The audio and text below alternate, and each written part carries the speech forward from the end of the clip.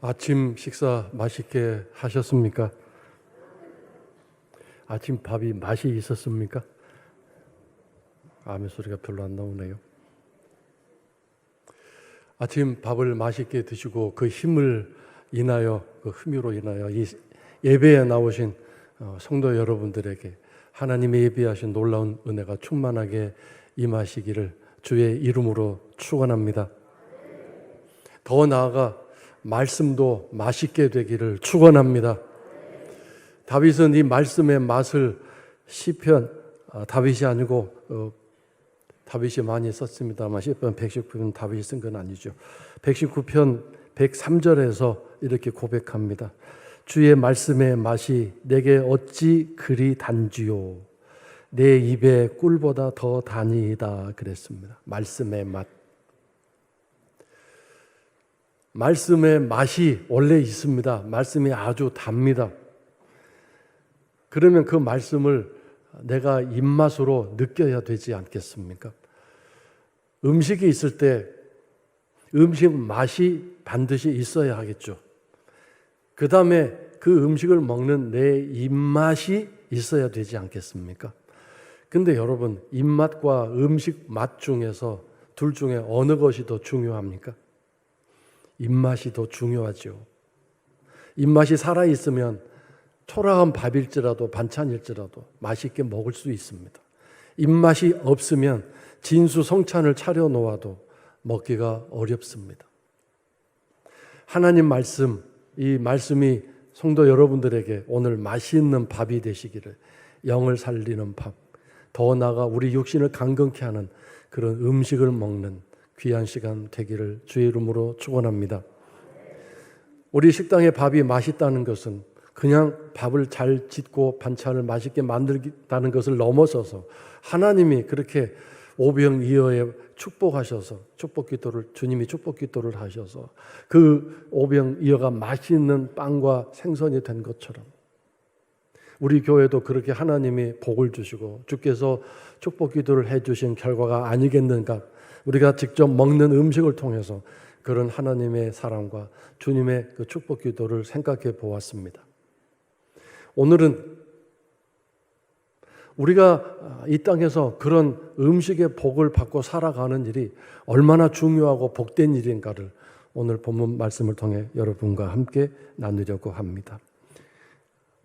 음식 맛도 복을 받고 여러분의 입맛도 복을 받고, 더 중요한 것은 그 음식을 먹기로 결심하는 그 일이 오늘 여러분들에게 있어야 될 텐데, 입맛도 살아있고 또 음식도 살아있지만 맛도 살아있지만 내가 먹지 않으면 아무 의미가 없는 것처럼 오늘 결론적으로 말씀드리면 하나님의 말씀을 먹는 그런 순종과 겸손과 이 말씀에 대한 갈망함이 우리 성도 여러분들에게 늘 살아있기를 주의 이름으로 축원합니다. 자, 오늘 본문 말씀에서 내가 사는 날을 따라서 능력이 있으리로다 그랬습니다. 이 말씀이 무슨 뜻이냐면 내가 이 땅에 살아있는 동안 계속 힘이 나를 따라다닐 것이라 라는 뜻입니다. 화면에 말씀이 나올 텐데 다시 한번 저 말씀을 읽으시면서 한번 보십시오. 말씀이 아직 안 나오지만 나올 겁니다. 분명히 나올 겁니다. 저하고 약속을 했기 때문에. 내가 사는 날을 따라서 내 기력이 쇠하지 않고 내 힘이 부족해서 힘에 부치는 일이 없이 계속해서 힘이 나를 따라다닐 것이라 라는 말씀입니다. 이것은 결국 하나님이 힘을 주시겠다는 뜻입니다. 자, 이 말씀을 여러분 이 시간 먹으시기를 축원합니다. 먹는다는 것은 저 말씀이 내게 희망이 되고 소망이 되고 내 꿈이 된다는 뜻입니다. 그리고 이것이 나의 확신이 되고 믿음이 된다는 뜻입니다. 아, 저런 말씀이 있구나라고 그냥 아는 것으로 넘어가시지 말고, 그래요, 저런 말씀이 있었군요, 하나님이 저런 일까지 하시는군요, 저요, 그렇다면 저도 내 노년에 힘이 붙이지 않고 기력이 쇠하지 않도록 저에게 저 말씀 이루어 주세요. 저 말씀 그대로 내 삶에도 저 복이 이루어지기 원합니다. 이렇게 간구하고 그런 희망이 솟는 것, 이것이 말씀을 먹는 결과입니다. 성도 여러분들, 이 말씀을 알으셨으니 이제 이 말씀을 가지고 계속 기도하시면서 하나님이 주시는 힘을 가지고 노년을 힘차게 살아가실 수 있기를 주의 이름으로 축원합니다. 우리가 아무리 밥을 열심히 잘 먹고 좋은 음식으로 건강을 유지하고 많은 약과 비타민을 통해서 또는 운동을 통해서 우리가 건강을 유지하려고 애를 쓰는데 노년이 되면 어쩔 수 없이 기력이 쇠하고 힘이 딸리게 되어 있습니다. 그러나 저 말씀에 의하면 하나님이 힘을 우리들에게 계속 공급해 주신다는 말씀 아니겠습니까? 얼마나 멋진 말씀입니까? 이 말씀을 믿는 성도들, 이 말씀 그대로 내가 살기 원합니다라고 소망하시는 성도 여러분들, 우리 여족교 성도들 노년이 다 강건하실 수 있게 되기를 축원합니다. 자, 근데 여기서 이제 두 번째로 넘어가겠는데 누구에게 이런 복을 주시는가입니다. 왜냐하면 하나님의 모든 말씀은 배경과 이유가 있습니다. 무작정 하나님은 은혜의 하나님이시고 주님도 은혜의 주님이신데 무작정 아무에게나 이 은혜가 오는 것이 아니지 않습니까? 내가 은혜를 베풀 만한 사람에게, 긍휼을 베풀 만한 사람에게, 사랑을 베풀 만한 사람에게 베푼다라고 말씀하셨습니다. 이 노년에 이르도록 평생 이 힘이 넘치는 이 삶, 기력이 딸리지 않게 하시는 말씀, 기력이 딸리지 않겠다고 하시는 말씀, 이 말씀이 과연 무엇일까요? 자, 이 말씀의 배경은 모세가 여호수아에게 이스라엘 백성을 인도하고 이끌어야 할 책임의 그 자리를 물려준 다음에 이제 그 요단강 건너편에서 저 가나안 젖과 꿀이 흐르는 땅을 바라보면서 이스라엘 백성들에게 마지막 고별 설교를 하고 그리고 이제 12지파 각 지파대로 축복 기도를 하는 장면에서 나온 이야기입니다.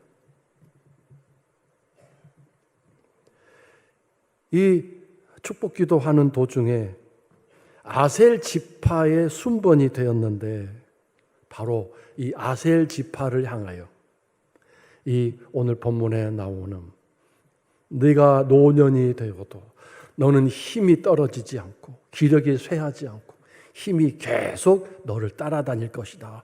이런 축복 기도를 해 주었습니다. 아셀은 야곱의 9번째 아들입니다. 자, 그렇다면 여러분, 여기서 우리가 빨리 생각해내야 할 것은 야곱도 죽기 전에 자기 12아들들을 불러놓고 축복 기도를 일일이 해 주었습니다. 창세기 마지막 장에 나옵니다. 모세도 지금 죽기 전에 이 아셀 지파, 아셀의 후손들을 향하여 축복 기도를 하는데, 자, 그렇다면 몇백 년 전에 아버지 야곱은 아들 아셀을 놓고 뭐라고 축복 기도를 했을까요? 창세기 49장 20절에 나오는데 제가 읽겠습니다. 아셀에게서 나는 먹을 것은 기름진 것이라 그가 왕의 수라상을 차리리로다 그랬습니다. 여기서 나는이라는 말은 생산하는 그런 뜻입니다. 먹을 것, 먹을거리, 푸드. 여기서 이 먹을거리란 음식이 아니라 음식을 만드는 재료를 말합니다. 쉽게 말하면 밭에서 나는 채소와 과일 이런 종류를 말하는 거죠. 그런데 그것이 기름진 것이라고 말씀하셨습니다. 막 지방 덩어리, 기름 덩어리 그러면 이거 뭐야 그럴 텐데 그게 아니고요. 이 기름지다라는 말은 최상의 최고의 농산물 그런 뜻입니다. 즉 영양분이 풍부하고 신선하고 비타민과 미네랄이 풍성한 먹기만 하면 그냥 몸을 건강케 할 그런 멋지고 아름다운 생산물이 아셀의 밭에서 나오게 될 것이다. 이렇게 약속하셨습니다. 그것을 아버지가 아들 한 사람 아셀을 놓고 축복 기도한 것입니다. 그 아셀의 후손이 모으고 또 성장해서 계속해서 후손을 낳아서 모세가 축복 기도할 때는 약 4만 5천 명으로 불어나 있었습니다.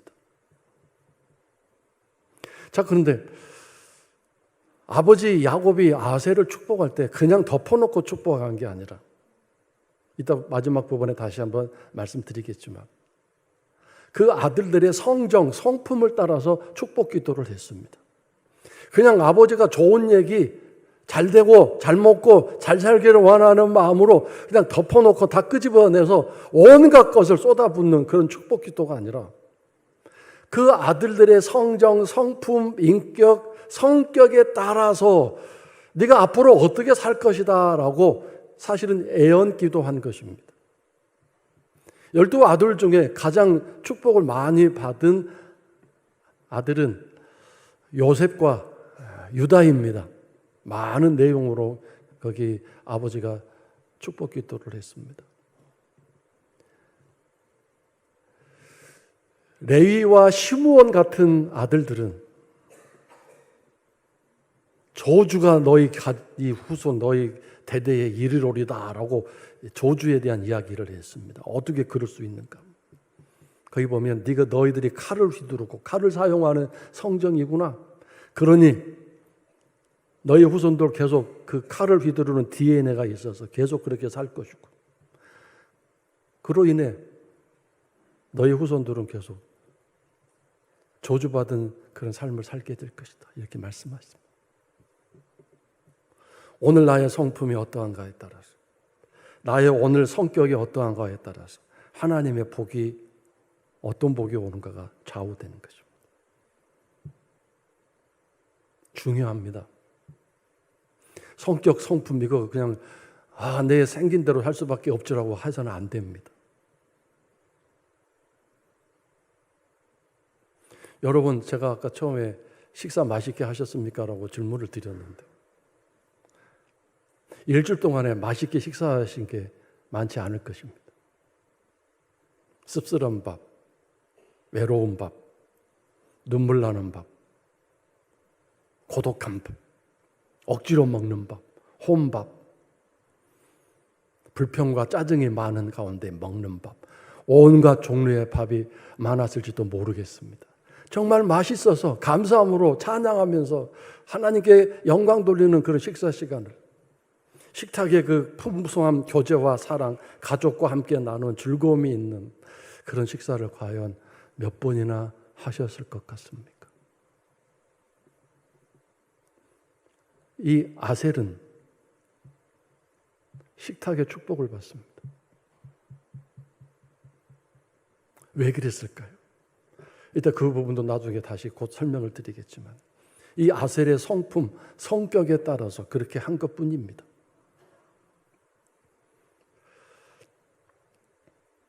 오늘 우리는 다 성질, 성격, 성품을 가지고 있습니다.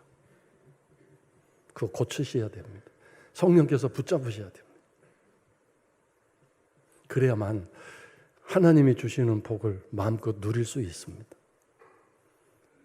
집에 돌아가셔서 창세기 49장을 보십시오. 거기 루벤이 어떤 아버지의 기도를 받았는가.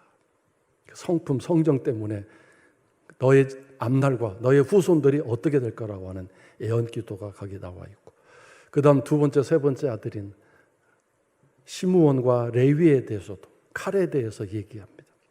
칼로 세겜섬 사람 다 죽여버렸잖아요. 복수한다고, 자기 여동생 원한 갚는다고. 성정, 성품 때문에 그렇게 한 거다 이거죠. 아셀은 생산하는 음식물, 농산물 자체가 복되고 아름답게 될 것이다. 그래서 그 음식으로, 채소와 농산물로, 그 음식 재료로 밥을 차리게 될 때 그 밥상이 어떤 밥상이라고 그랬습니까? 아까 왕의 수라상이 된다고 얘기했습니다. 왕의 수라상이란 여기서 진수성찬을 말하는 게 아니라 반찬 종류가 엄청 많아서 상다리가 부러질 만한 그런 밥상이라는 의미보다는, 왕은 전국에서 하는 모든 음식 재료 중에 최고의 음식 재료로 그것을 공수받아서 밥을 만들고 음식을 만들지 않습니까? 그러므로 인간이 먹을 수 있는, 인간이 차릴 수 있는 최고의 아름다운 건강한 그런 밥상을 차려서 날마다 먹게 될 것이다 라고 예언한 것이죠. 이런 음식을 먹는 이런 식탁의 복을 받았으니 수백 년 지난 모세가 이 아셀 지파를 축복할 때 너의 평생 사는 날 동안 능력, 즉 힘이 따라다닐 것이다. 노년이 되어도 힘이 붙이지 않고 기력이 쇠하지 않게 될 것이라고 하는 이 결과가 올 수밖에 없는 것 아니겠습니까? 식탁에 복이 있는데 이 식탁의 복이란 결국 음식 제도도 중요하지만 입맛도 살아있도록 하나님이 역사하신다는 뜻 아니겠습니까? 그러니까 그렇게 맛있는 음식, 건강한 음식을 열심히 먹고 살다 보니까 노년이 되어도 그 기력이 쇠하지 않고 힘이 막 넘쳐나게 되는 삶을 산다는 뜻이죠. 자, 근데 여기서 또 한 가지 중요한 것은 그럼 왜 아셀은 12 아들들 중에 유독 이런 음식, 식탁의 복을 받았을까? 그 이유, 배경이 있어야 될 텐데 무엇일까요? 하나님은 근거 없이 하시지 않습니다.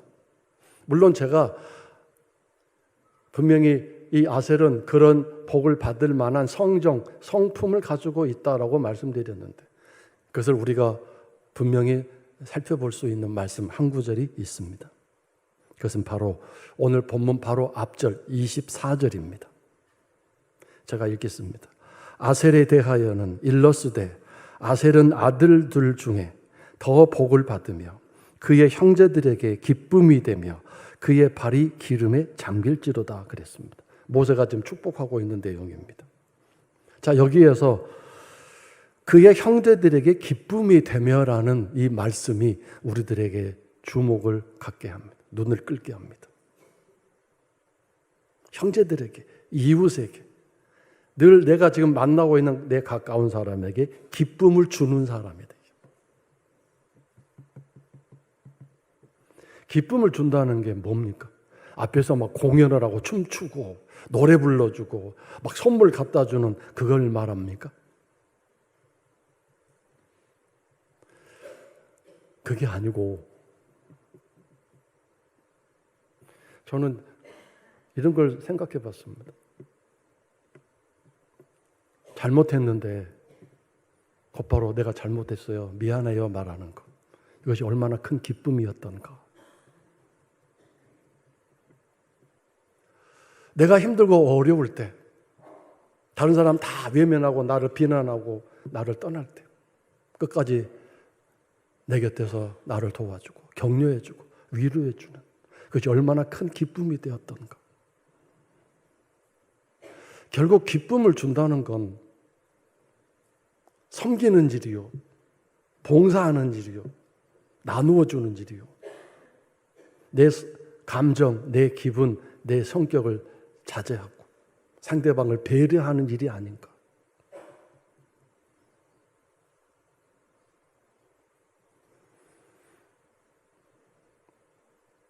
나는 편하고 나는 좋을지 모르지만 요즘 신문기사에 많이 나오죠. 서울에 불꽃 축제도 있었고 요즘 곳곳에 가을 단풍놀이도 많은데 사람들이 왔다 간 그 자리에 얼마나 쓰레기들이 많은지 청소하는 분들이 아주 죽을 지경이라고 하지 않습니까?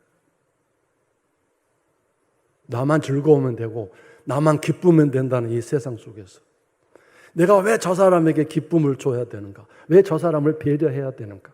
그렇다고 저 사람이 나한테 감사하다고 말하지도 않고 그렇다고 뭐 시장님이 나한테 감사장, 표창장 줄 일도 아닌데 내가 뭐 때문에 그래야 되나? 이런 계산 사고방식으로는 절대 그렇게 할 수 없습니다. 더군다나 교회 안에서도 마찬가지입니다. 세상에서는 잘못 행동하면 곧바로 고소, 고발이 되니까 행동이 아주 조심스럽습니다. 그러니까 교회는 그런 거 안 한다고 생각하기 때문에 너무 행동이 자유롭고 말도 자유로울 때가 얼마나 많은지 모릅니다. 무책임합니다. 그러나 여러분, 아셀은 형제들에게 기쁨을 주는 사람이었습니다. 그래서 그 앞부분에 보세요. 아셀은 아들들 중에 더 복을 받으며 그랬습니다. 유다도 복을 많이 받고 요셉도 복을 많이 받고 다른 아들들도 나름대로 좋은 이야기로 야곱이 축복 기도해 주었습니다. 물론 루벤이나 시므온이나 레위 같은 사람은 저주에 가까운 그런 앞날을 예언했지만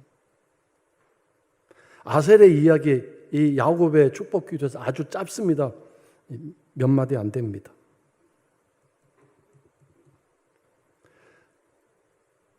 그런데 이것이 얼마나 엄청난 얘기입니까? 아들들 중에 더 복을 받는다. 이게 오늘 우리가 바라보고 소망해야 할 삶이 아니겠습니까? 주님, 기쁨을 주는 사람 되게 해주세요. 기쁨의 통로로 쓰임받게 해주세요. 우리가 가정에서도 얼마나 가장 가까운 부부 사이에서도 기쁨을 주지 못하고 서로 짜증과 분노와 슬픔과 아픔을 주는 관계인지 한번 잘 생각해 보십시오. 상대방에게 기쁨을 주려면 내 안에 주의 기쁨이 충만해야 됩니다. 나라는 인생이 맛있는 빵이 되어야 됩니다. 나라는 존재 자체가 맛있는 떡으로 변해야 됩니다. 하나님의 축복, 예수님의 축복 기도를 받아서 오병이어와 같은 초라한 내가 기쁨의 떡, 기쁨의 빵, 기쁨의 생선으로 변해야 되는 것입니다. 내 힘과 내 노력으로 어떻게 다른 사람을 기쁘게 해줄 수 있는 그런 맛있는 떡, 맛있는 생선이 될 수 있겠습니까? 나라는 본질 자체는 사실 오병이어와 같은 보잘것없는 보리떡이요, 잔챙이 소금 절인 생선 그런 아니겠습니까? 잔챙이 생선 아니겠습니까? 그런 내가 예수님의 축복을 받고 하나님의 복을 받으며 맛있는 떡이 되고 맛있는 빵이 될 수 있는 거 아니겠습니까? 이런 사람에게 하나님은 누구보다도 복을 더 많이 주신다고 하시는 거 아니겠습니까? 그래서 그의 발이 기름에 잠길지로다 그랬는데, 여기서 기름은 감람유, 오늘날로 말하면 올리브유를 말합니다. 보리나 밀 농사하는 기본이고, 특수 작물하는 경우, 좀 돈이 더 있어서 그 외에 농사 짓는 경우가 포도 농사입니다. 그리고 포도 농사에 더 과외로 부유한 사람이 하는 특수 작물이 바로 감람나무 심어서 거기서 감람유 올리브 오일을 생산해내서, 이 올리브 오일은 아주 안 쓰인 데가 없는 그 약방의 감초처럼 일상생활에 중요한 역할을 했습니다. 음식 재료도 쓰이고 양념할 때 쓰이고 약으로도 쓰이고 미용 재료로도 쓰이고 온갖 곳에 쓰이지 않는 곳이 없었는데, 특별히 왕을 임명할 때, 제사장을 임명할 때 이 올리브 이름을 부었지 않습니까? 그 기름이 얼마나 흘러 넘치는지 발에 잠기다라는 말은 이 감람나무 농사가 너무 잘 돼서 풍요하다 그런 뜻입니다. 생업이 잘 된다 그 뜻입니다. 다른 사람보다 더 많은 것을 거두어들이는 생업의 복을 받게 된다 그런 얘기죠. 그래서 오늘 우리들 마음속에 하나님, 내가 맛있는 빵이 돼야 되겠군요. 맛있는 떡이 돼서 내가 사람들에게 기쁨을 나누어주고 기쁨을 흘려보내는 축복의 통로가 돼야 되겠군요. 내가 집안에서 그런 남편이 되고 그런 아내로 살게 해주세요. 그래서 내가 짓는 밥, 내가 벌어들이는 돈이 그냥 돈이나 그냥 밥이 아니라 하나님의 복을 받는 맛있는 돈이 되고 한 달 생활비가 되고 또 매일 같이 한 식탁에 둘러앉아 먹는 밥이 되게 해주세요.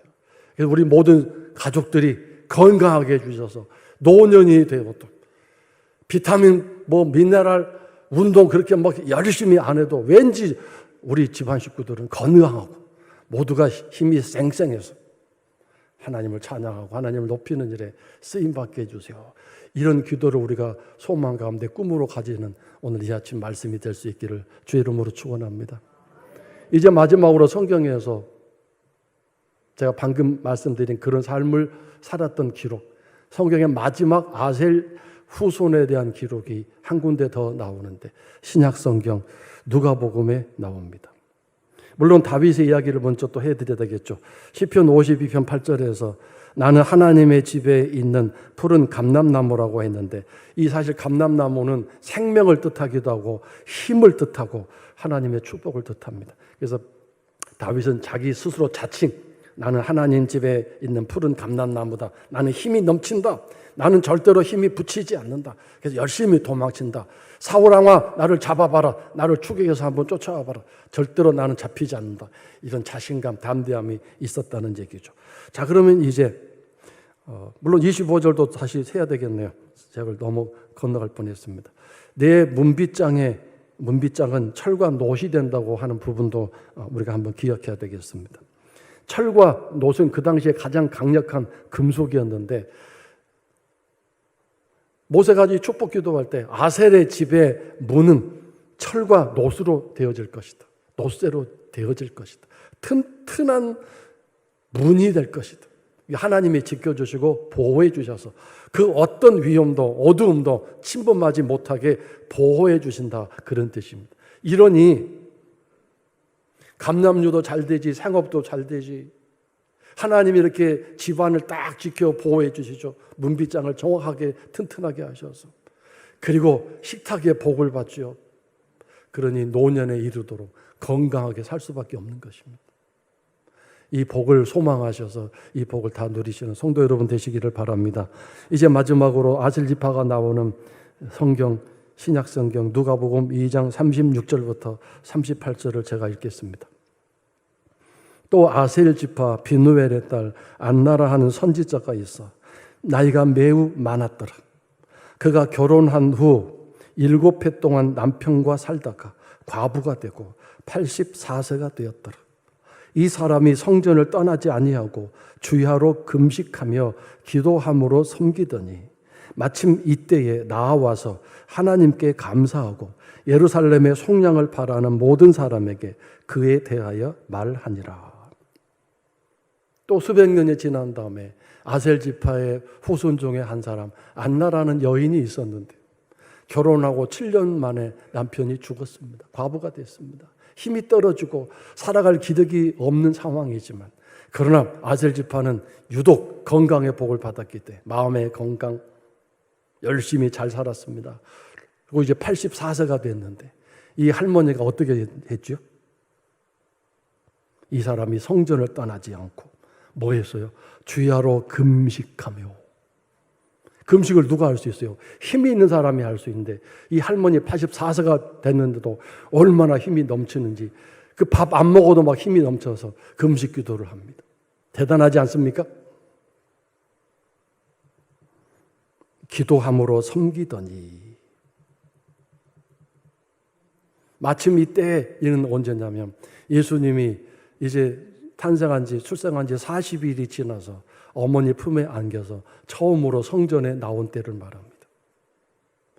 그래서 이 아기 예수를 시므온이 먼저 시므온 성전에서 늘 거룩하게 있던 경건한 시므온이라는 사람이 예수님을 안아보기도 했고 그 다음 이 안나라는 할머니가 이 예수님을 보게 되고 그래서 마침 이때가 바로 그 순간이죠. 그리고 그에 대하여 예수님에 대하여 애언하고 찬송했다는 이야기입니다.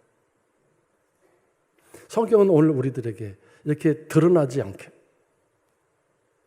하나님이 주시는 식탁의 복을 받고 살아가는 사람이 어떠한가를 이렇게 여기다 써놓고 너희들도 그렇게 될 수 있다. 우리들에게 소망을 주시지 않습니까? 저는 우리 성도 여러분들이 80세가 되고 90세가 되어도 그 힘이 넘쳐서 교회를 위해 기도하고 나라를 위해 기도하고 제가 금식 기도까지는 모르겠어요. 제가 괜히 함부로 말했다가 금식 기도할 수 있는 힘, 영적인 힘이 있으면 하시고 물론 그렇게 할 수 있도록까지 건강의 복을 받으시면 얼마나 좋겠습니까? 나이 들으셔서 골골골 하지 않고 식탁의 복을 받고 그러려면 이 복을 누구한테 주신다고 하셨어요? 내가 맛있는 빵이 돼야 된다. 내가 맛있는 떡이 돼야 된다. 하나님이 주님이 축복 기도하신 오병이어의 그 복이 돼야 된다. 비록 내 자신은 오병이어처럼 초라하지만 축복 기도를 받으면 맛있는 떡과 생선으로 변화되어서 거기 남자만 5천 명이 모였지만 배불리 먹고 그 소금으로 간해진 맛없는 잔챙이 생선, 거칠고 맛없는 보리떡, 보리빵, 이거 배불리 먹을 만큼 맛있게 된 것처럼 주님, 저도 그렇게 복을 받는, 축복 기도를 받는 인생이 되어서 내 주변에 있는 사람들을 기쁘게 해줄 수 있는, 그러려면 내 성정, 내 인격, 내 성격이 주의 손에 붙들려야 되겠습니다. 난 내 성질대로 살면 안 되는데 주님, 나를 축복 기도하셔서 하루하루 그렇게 사셔야 돼요. 한 번 돼가지고 안 되잖아요.